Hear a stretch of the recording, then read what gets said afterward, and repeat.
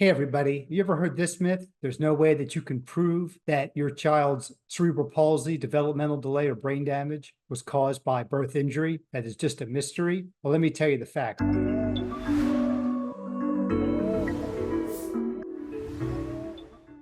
Hi, everybody. I'm Frank Spector, birth injury lawyer in Maryland and in DC. So how do you go about proving a birth injury case? Well, the law requires that we hire a qualified obstetrician, gynecologist, an OBGYN.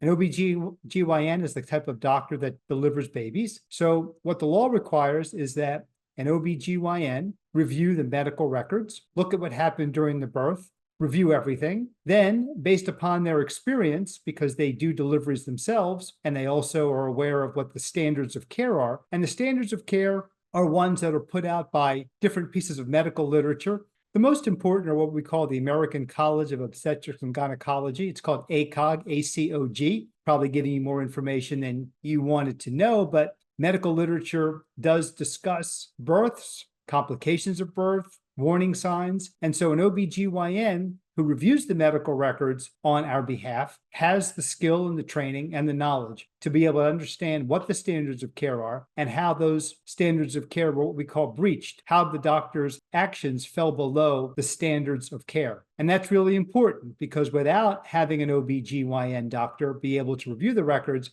and to be able to state under oath an opinion that what the doctors delivering your baby did were wrong, we wouldn't be able to move forward. In a birth injury case, we also need a team of other experts. We need another expert called a neurologist, a pediatric neurologist. And that doctor is able to what we call time the injury. So there may be actions that fell below the standards of care, but we have another expert, again, who's a practicing pediatric neurologist who reviews the medical records and also reviews the medical literature, looks at some of the head films that may be taken of your baby, an MRI or CAT scan, and they're able to say, yes, this injury happened at this particular time. And they're able then, in conjunction with the obstetrician gynecologist, to be able to say that had delivery taken place earlier, these injuries would not have occurred. There wouldn't have been any brain damage and that the baby would have been fine. Now, there are other medical experts that we need in a birth injury case, and I'm going to be doing some future videos on that. But I wanted to bring the facts to you because the myth is that you can't prove that an earlier delivery would have been different. And I wanted to present to you what the facts are.